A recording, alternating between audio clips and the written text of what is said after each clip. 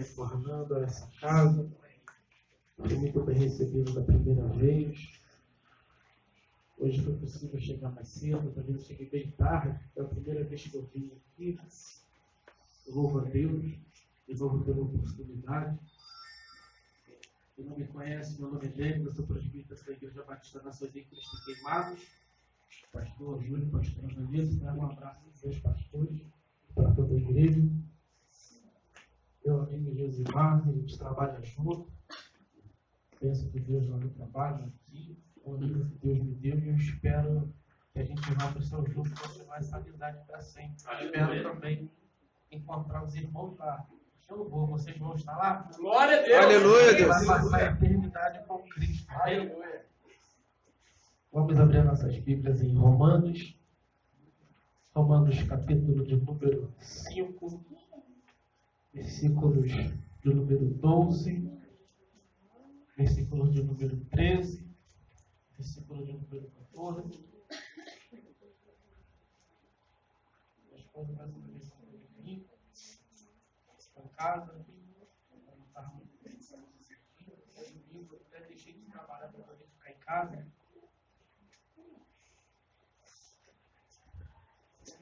Em Romanos, capítulo de número 5, versículo 12, 13 e 14.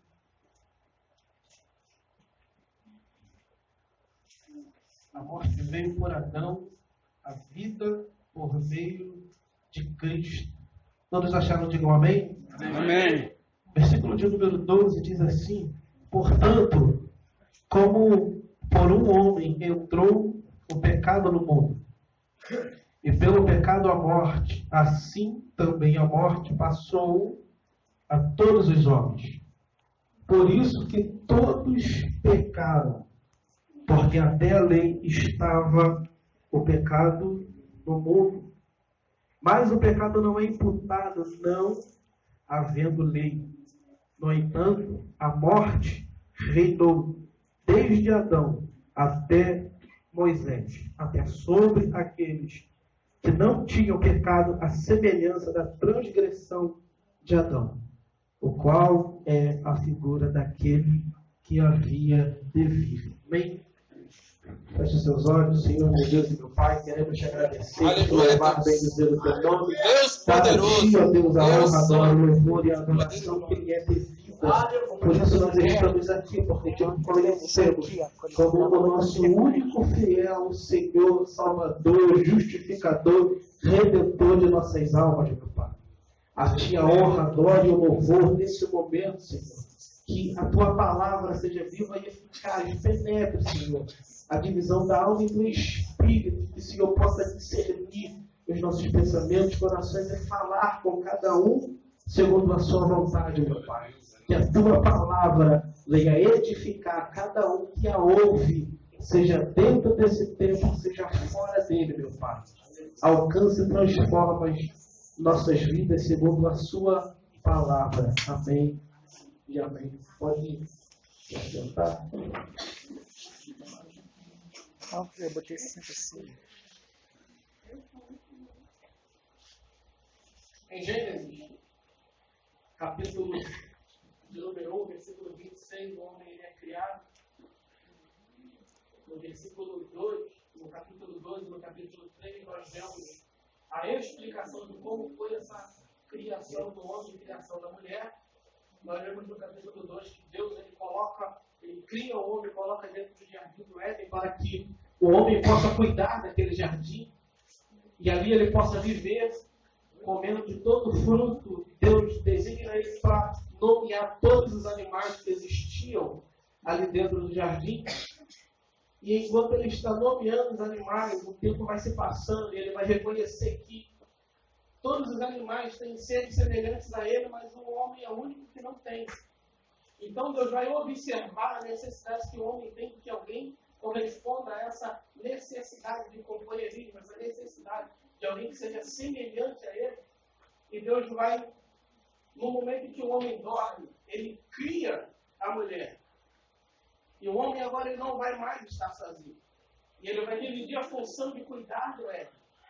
E enquanto eles estão cuidando do Éden, uma das observações que é feita por Deus é: existe todas essas florestas com árvores, frutas, coma de todas elas, as ervas, pode comer de todas elas. Agora, você não pode comer da árvore da ciência do bem e do mal. Você pode comer de todo fruto, coma da árvore da vida, para que a sua vida se prolongue, se puder. Agora, da árvore do conhecimento do bem e do mal, você não pode comer dela. Porque no dia em que você comer, você morrerá. Adão e Eva, enquanto eles ouvem essa observação da parte de Deus, eles vão ter consciência de que eles não devem fazer. O problema é quando a serpente se aproxima deles. No momento em que a serpente se aproxima deles, eu não sei se ela tentou também convencer Adão, mas quando ele chega até Eva, uma das coisas que a serpente consegue é fazer com que os olhos de Eva mudem com relação ao fruto. Porque quando Deus diz que não é para comer, eles obedecem e não comem.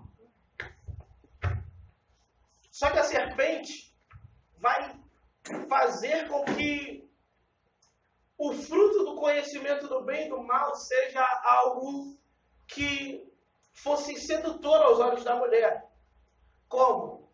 Quando você comer do fruto, você vai se tornar igual a Deus, conhecendo o bem e conhecendo o mal. E certamente você não morrerá.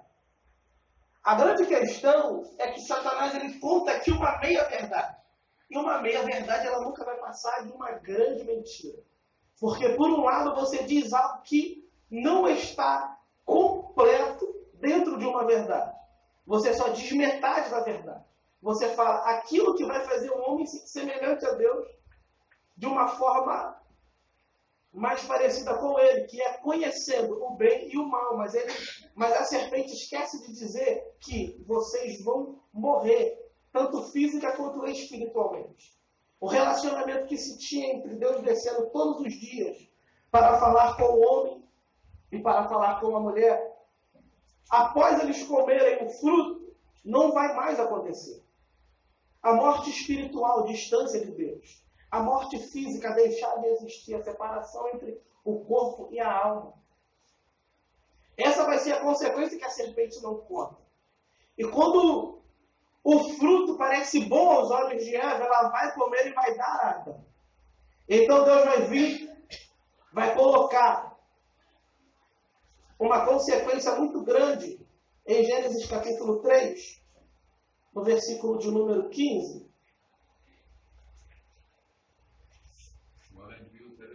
Aleluia! Dizendo que coloca inimizade entre a serpente e a mulher. Eu porém, versículo 15, eu porém inimizade entre ti e a mulher. E a tua semente e a sua semente, esta te ferirá a cabeça e tu lhe ferirás o calcanhar. Essa aqui é uma promessa que Deus está fazendo para a serpente, para o homem e para a mulher. A serpente, quando a gente chega em Apocalipse, a gente vai ver que há uma observação dizendo que a serpente, que era o dragão, que era também a pessoa de Satanás. Então, ali, Deus está dizendo a serpente que está sendo influenciada por Satanás: olha, você fez o homem cair. Mas esse homem que acabou de cair, ele não vai ficar perdido por muito tempo. Ele agora se perdeu, mas é momentâneo. Porque Apocalipse capítulo 6 vai dizer que o Cordeiro de Deus foi morto antes da fundação do mundo. Após a criação, o homem cai. Mas o Cordeiro já estava predestinado a morrer para resgatar o homem. Então, a possibilidade da queda, Deus já providenciou o resgate. Então, não tem acidente de percurso. Desde o início não tem vitória de Satanás. Só tem a oportunidade do povo de Deus se manifestar e você saber, você não está perdido. Antes de Adão se perder, o resgate já estava pronto. Antes de você nascer, Cristo já tinha ido à cruz. E hoje você pode ficar tranquilo. A justificação é uma verdade que o Satanás não pode tirar de você. Aleluia, Deus. A Bíblia vai dizer que agora o homem é expulso do jardim do Éden. Ele agora vai trabalhar, ele vai penar para poder tirar o fruto da terra. E a mulher, que provavelmente quando tivesse filhos não teria dor, uma das consequências agora vai ser dar à luz e sentir dor enquanto dar à luz. Isso persegue a natureza feminina até hoje. Se sente dor, mas é como Jesus disse, a mulher sente dor enquanto a criança está para nascer, mas depois que nasce, se sente o prazer. Imagina só Maria, que foi aquela que trouxe o Redentor, que trouxe o Salvador. E Lucas, no capítulo 1, Maria vai dizer: a minha alma se alegra no Senhor, o meu Salvador. É por isso que eu acredito que Maria não salva ninguém, porque quem tem Salvador precisa ser salvo. Ela está dizendo: eu tenho um Salvador. Ela tem todo o seu grau de importância na história. Mas quem é salvadora não salva. Não precisa ser salva por ninguém. É por isso que Jesus nunca precisou ser salvo da cruz. É por isso que mesmo no Getsemane, quando ele sente a dor daquilo que está por vir, ele soa sangue, tamanha pressão, tamanha a dor daquilo que ele estava vendo que ele iria passar. Mas nem por isso ele deixou de beber do cálice que estava preparado, porque ele não estava olhando para a cruz, ele estava olhando para o terceiro dia, porque a morte era uma realidade terrível, mas a ressurreição para a eternidade, para todo aquele que nele crê. Se você está aqui, é porque a dor da cruz foi superada pelo terceiro dia da ressurreição, e hoje eu e você podemos saber que Deus se reconcilia com o mundo através de Cristo. Aleluia. Quando a gente passa alguns anos, a gente vai ver que Caim e Abel vão nascer. Nascendo Caim e Abel, eles vão aprender a fazer sacrifício, oferta, a adorar, a buscar a Deus. Eles podem ter perdido, de alguma forma, aquele contato que eles tinham direto com Deus. De Deus descer todos os dias à tarde, segundo Gênesis, e conversar com o homem. Mas eu creio que de alguma forma eles conseguiam ter algum tipo de contato com Deus naquela época, mesmo tendo o pecado entrado na humanidade, porque eles vão continuar oferecendo sacrifício, prestando culto a Deus, fazendo oferta a Deus. O problema é que quando Abel traz uma oferta, a oferta é aceita. Quando Caim traz a oferta não é aceita. O problema é que Caim, ele não entende que ele não precisa matar Abel, que ele precisa mudar a semente. Às vezes a gente está vendo o problema no outro, mas o problema não está em quem está do nosso lado, está naquilo que a gente planta. Porque a gente vai sempre colher aquilo que a gente planta. E outras pessoas não têm nada a ver com a nossa semente é pessoal, é própria. O teu passado te faz hoje ser fruto daquilo que você plantou. E hoje você colhe. Se você tem algum problema com o seu presente, fica tranquilo. É só você mudar a tua semente. Porque se o que você viveu ontem te faz colher hoje, muda o que você planta hoje para você colher. Aleluia! Aleluia, Deus! É isso que Deus vai dizer a Caim: olha, o pecado já é da porta. E se você der lugar, vai te suceder mal. Você vai sofrer a consequência. Agora, o pecado já é a porta. Se você agir de forma correta, você se sairá bem. Deus está dizendo: não se importa com a oferta do teu irmão, aprenda com a oferta dele. E mude a sua oferta. Mas ele prefere matar o irmão. Aí agora eles vão descobrir por si só a segunda fase, a segunda morte. A primeira é espiritual, a segunda é física. E aqui Abel vai ser o primeiro a ser morto. Eles vão ter essa primeira experiência com morte. E a Bíblia vai dizer que a humanidade ela vai caminhando cada dia mais para uma dureza maior de coração por causa da presença do pecado na humanidade. E a presença do pecado no meio dos homens vai fazendo o coração do homem ser duro, ser distante com relação ao seu Criador. E o problema é que agora o homem não consegue mais estar próximo de Deus. Aí Deus ele chama Abraão, ele forma de novo um povo. Em Êxodo capítulo 20, ele dá-lhe 10 mandamentos. É como se Deus estivesse dizendo para o povo, olha, essa é a conduta que eu quero daqueles que estão na minha presença. Esse é o meio, é a moralidade que eu quero para essas pessoas que querem me servir. Vocês não terão outros deuses. Vocês não tomarão imagem de escultura daquilo que está em cima do céu e embaixo da terra. Vocês não tomarão meu nome em vão. Vocês vão guardar um dia de descanso. Vocês vão honrar pai e mãe. Vocês não vão adulterar. Vocês não vão furtar. Vocês não vão matar. E vocês não vão cobiçar. Aqui Deus está dizendo, essa é a forma moral, legal e ética que eu quero para aqueles que querem me servir. Aleluia. Deus estabelece a sua lei e diz, vivam dessa forma. Vivendo dessa forma, vocês vão corresponder à expectativa que eu quero de vocês. O problema é, o homem não consegue sozinho corresponder às expectativas de Deus para que os homens estejam na sua presença. A gente olha para o livro de Juízes. Capítulo 1 vai dizer que após a morte de Josué, eles tentam mais algumas conquistas em Canaã. Não conseguindo eles completar essa conquista, eles distribuem as terras para aqueles que estão ali. E a Bíblia vai dizer que após a morte de Josué, o povo começa a fazer aquilo que era mal aos olhos do Senhor. Fazendo aquilo que era mal, era dar lugar ao desejo carnal.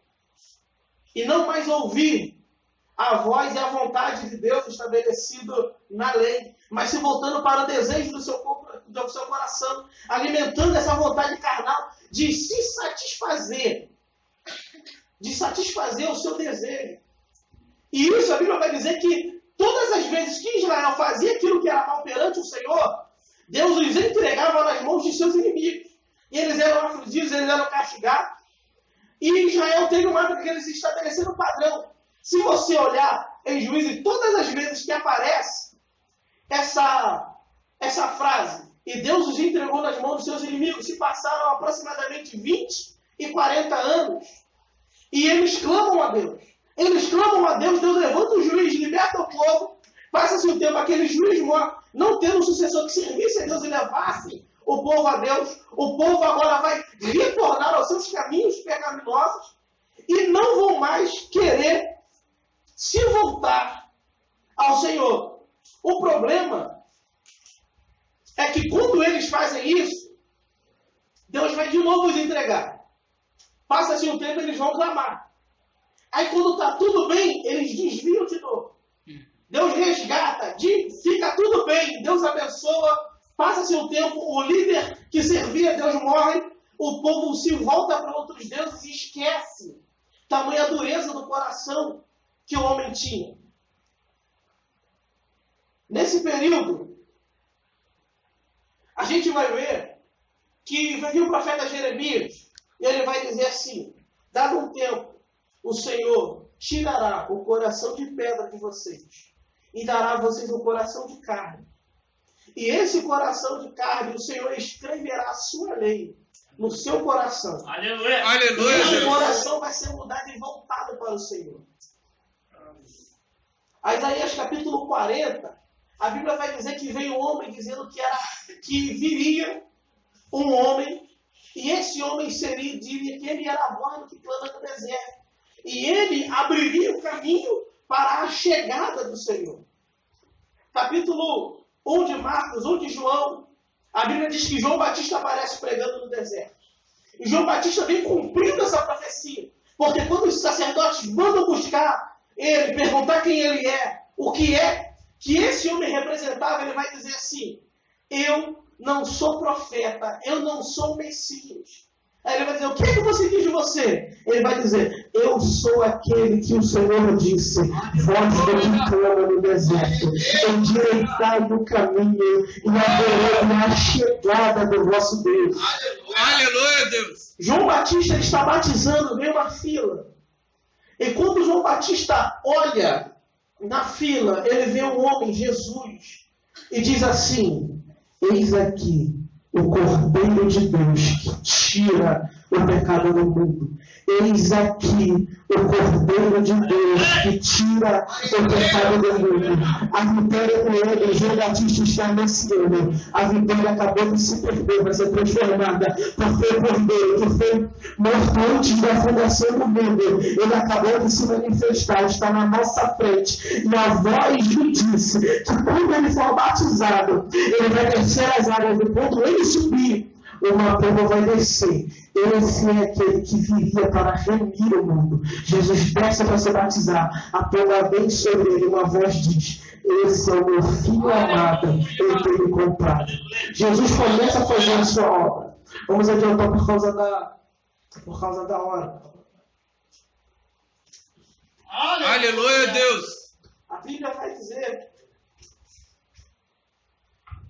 que quando esse homem, Jesus, inicia seu ministério, ele chama discípulos, ele treina esses homens para que, após a morte dele, ele desse continuidade, até porque Jesus não veio para ficar para sempre, ele veio para realizar sua obra, entregar sua mensagem aos homens, que seriam seus apóstolos, e apóstolo não deveria ter só o significado de enviado.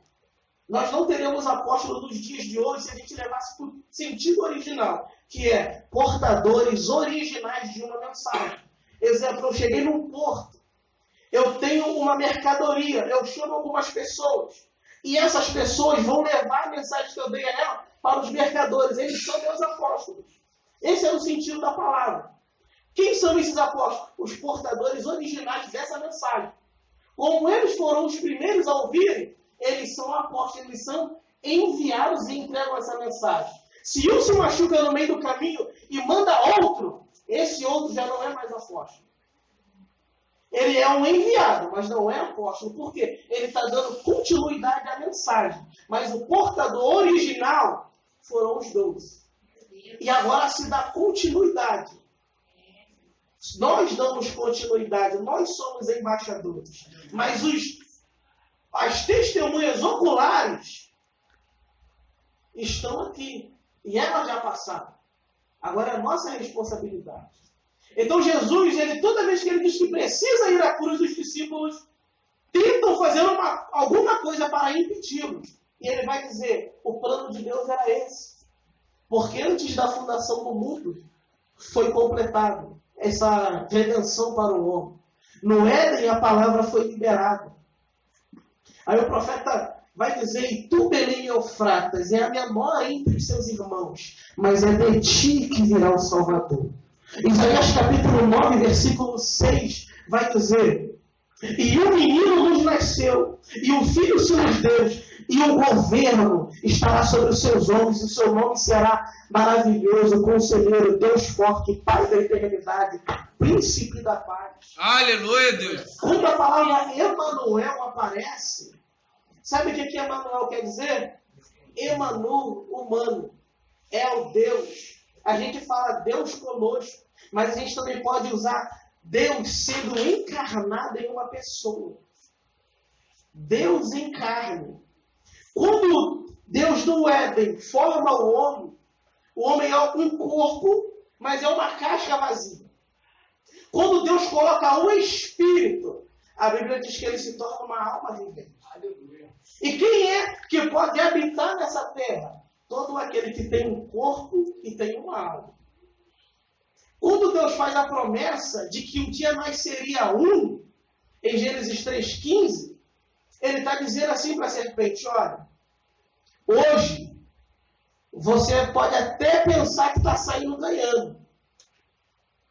Porque na terra, a nós foi dado o direito e a legalidade de habitar na terra e governar. Exemplo, se alguém entra aqui em possesso, um espírito habitando dentro de um corpo que não é dele, isso é legal? Não. Por isso que a gente ora e repreende em nome de Jesus e sai. Porque o espírito não pode habitar na terra. E o espírito não pode habitar em um corpo que já tem um espírito. Então, se a gente orar, esse espírito ele tem que sair, porque não é legal dois espíritos habitando o mesmo corpo. Então Deus está dizendo, eu sou espírito, eu não posso ir agora, mas um dia eu irei. E eu vou nascer como todos eles. E hoje eu não posso ir legalmente, mas um dia eu vou habitar legalmente. Você me ferirá o calcanhar, mas eu esmagarei a tua cabeça. Capítulo 2, versículo 5 em diante vai dizer: ei, irmãos, espero que tenhais em vós o mesmo sentimento operado em Cristo Jesus, que sendo igual, semelhante a Deus, não teve por usurpação ser igual a Deus, mas humilhou-se a si mesmo, tomando a forma de homem, esvaziando-se e sendo semelhante ao servo, o homem, e sendo obediente até o fim, padecendo morte e morte de cruz. Jesus ele vem, vai à cruz e ele morre por nós, por nossos pecados, e nós vemos a vida, a obra, a morte, ressurreição, a ascensão no Monte das Oliveiras. Sabe por quê? Porque Jesus ele está no Monte das Oliveiras e ele sobe aos céus. E os varões galileus estão ali. Aí 2 anjos vão dizer: ei, varões galileus, o que vocês estão olhando aqui? Esse mesmo Jesus que vocês viram subir, é com esses mesmos olhos que vocês o verão descer. Com os olhos velhos eles viram subir. Mas o tempo passou, é a nossa oportunidade de estar na presença dele para o descer. Aleluia. É a tua oportunidade de estar vindo na presença dele. Para assim como ele foi visto subindo, você hoje poderá ver descendo.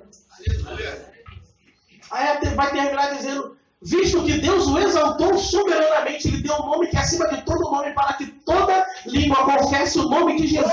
Toda língua que está em cima do céu, embaixo da terra, todos nós um dia confessaremos que Jesus Cristo, o Emmanuel, o Deus encarnado, ele esteve no meio dos homens, ele se esvaziou pelo tempo, mas se esvaziou para que Gênesis 3,15 se cumprisse e acontecesse e fosse uma verdade da nossa vida e no nosso tempo. Aleluia. Deus poderoso. Aleluia. Glória! Glória a Jesus! Aleluia! Glória a Deus. Aleluia! A Bíblia vai dizer em Hebreus 9,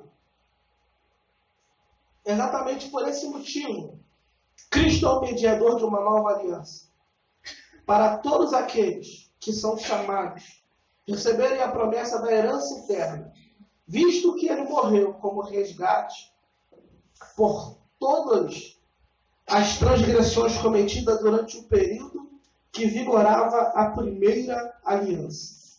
No caso de um testamento, é imperioso que se comprove a morte daquele que o determinou, porque todo testamento é validado com a morte daquele que o atestou.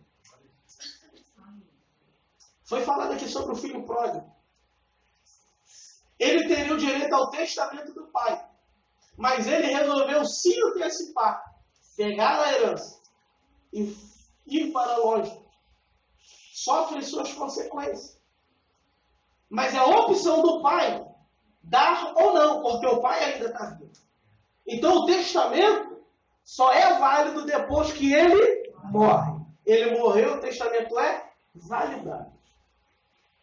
Primeira aliança. Antigo Testamento. A gente chama de antigo, porque velho é tudo aquilo que perdeu a sua valia. Antigo pode ter bastante tempo, mas tem o seu valor e a sua aplicação para os nossos dias hoje. Como é que se fazia no Antigo Testamento para que o homem pudesse ser resgatado das suas transgressões, tivesse seu pecado encoberto? O que era isso? Imagina só, você pega para hoje na sua sala, na sala da sua casa, você vê que está com poeira, você resolve varrer o lixo, mas você não tira o lixo. O que é que você faz? Você levanta o tapete e pega o lixo e o encobre. O lixo está visível? Não. Mas ele está ali. Ou seja, o pecado não era perdoado, ele era encoberto ou tolerado. diante de Deus. Mas como era esse processo? Em Levíticos do capítulo 1 ao 6 vai falar sobre 5 ofertas. Holocausto, oferta pacífica. Quando o homem cometia um pecado diante de Deus, a Bíblia vai dizer que esse homem, de acordo com o seu pecado, ele tinha que trazer um animal para ser sacrificado. Esse animal, sendo ele sacrificado, havia uma transferência de culpa. A culpa do pecador passava para o animal que era inocente, exemplo, o cordeiro. E este homem botava a mão sobre a cabeça do animal, confessava o seu pecado, o sacerdote passava a faca no pescoço do cordeiro, imolando ele, e a culpa do homem recaía sobre o animal. Porque o pecado do Éden, ele gera uma ofensa à santidade de Deus. Então Deus se ofende com o pecado do Éden. E em Romanos, o apóstolo Paulo vai dizer que o salário do pecado é a morte. Então todo aquele que peca, ele tem que morrer. Mas uma vez que eu tenho uma forma de ser remido daquele meu pecado, alguém vai ter que morrer. Então um animal morre para que Deus permitisse que o homem continuasse vivendo. Só que isso era um processo que deveria ser feito a cada ano, a cada pecado que o homem cometesse. Porque isso não perdoava. Aí Hebreus 9 vai dizer que Cristo, sendo ele o nosso sumo sacerdote, ele entrou de uma vez por todas no santuário e se transformou no nosso sumo sacerdote eterno. E agora, não por sangue de animais, ovelhas e bodes, cordeiros, mas agora por uma redenção eterna, um sacrifício perfeito, a morte de Cristo na cruz do Calvário, cumprindo a lei, cumprindo toda a exigência de Deus, fazendo aquilo que Romanos 5 vai dizer que gera a ofensa em Deus. Então a ofensa ela só pode ser sanada com um sacrifício perfeito, como alguém que viesse, morresse na cruz, correspondendo todo o cumprimento da lei. E ninguém consegue cumprir. É por isso que o homem, transgredindo a lei, o animal precisava morrer no lugar dele. E o homem matava o animal porque ele não podia corresponder à expectativa que Deus tinha para que a sua ofensa fosse sanada. Mas como nós já dizemos, para a gente terminar, o pecado que o homem comete gera uma ofensa em Deus. Essa ofensa gera uma dívida que precisava ser paga. Em Efésios 3 vai dizer que Cristo na cruz, ele cravou a lei, a cédula da lei, na cruz do Calvário. Só que o correto ali é Cristo riscou na cruz do Calvário a cédula que era como se fosse um documento escrito por Satanás, dizendo assim, eles pecaram, eles têm que morrer. Aí agora Cristo, vindo à cruz, morrendo, ele risca. Já viu uma vaga em que você vê na frente dela, tem uma placa com um E? Aquilo ali significa o quê? Pode estacionar. Mas quando ela tem um risco, quer dizer o quê? Proibido estacionar, não pode estacionar. Agora na cruz, Cristo riscando a cédula que era contra o nosso pecado, ele está dizendo assim, Romanos 8,32, nenhuma condenação há para aqueles que estão em Cristo Jesus. A ofensa da santidade de Deus é paga. Romanos capítulo 5 vai dizer que Deus estava se reconciliando com o mundo através da pessoa de Cristo. E nos deu a palavra da reconciliação e nos fez embaixadores do seu reino. Aleluia. Você, onde esteve perdido, até saber do anúncio daquilo que foi feito na cruz do Calvário. Glória a Deus. A sua casa estava perdida até que aquilo que foi feito na cruz, a obra da redenção, chegasse aos seus ouvidos. Romanos 10:17 diz que a fé vem pelo ouvir e ouvir a palavra de Deus. Se você consegue ouvir essa mensagem e acreditar, eu preciso de um Salvador, é sinal que o Espírito Santo já te convenceu da graça, que ele vai dizer que a cruz está sobre você. Hoje é o dia da gente levantar nossa mão e dizer, não é por aquilo que somos, não é por aquilo que fazemos, é pela graça dele, é pela mão dele, é pela boa vontade dele, é pelo fato dele ser amor. A natureza amorosa dele faz com que ele corresponda ao homem, não por aquilo que o homem é ou faz, senão seria mérito. Ele ama o ser humano, porque a essência dele é ser amor, é ser amoroso. A causa primeira de todo o amor que nós conhecemos não é uma questão de troca, porque a causa primeira é Deus. A nossa troca é amizade, é grau de parentesco, é sangue, a gente ama cada pessoa de um jeito, de uma forma, mas a gente escolhe se ama ou se não ama. Agora, a natureza dele é o amor, e foi o amor dele que viu a sua criação se perdendo, mas por amar e não deixar se perder, dizer, antes que aconteça, eu vou prover resgate, para que quando acontecer, não fique perdido, eu vou lá resgatar, porque sozinho eles não vão poder fazer, e aquilo que eles não podem fazer sozinho, ainda assim, sou eu quem vai fazer por ele. Aleluia, Deus. Ele vai colocando do teu lado aquilo que você não podia fazer. Ele já fez da cruz do Calvário. Agora o Espírito Santo só está te convencendo. Ele já fez por você. Agora essa redenção é uma verdade. Eu quero dizer nessa noite que aquilo que ele fez por você é o sinal daquilo que ele quer realizar na tua casa.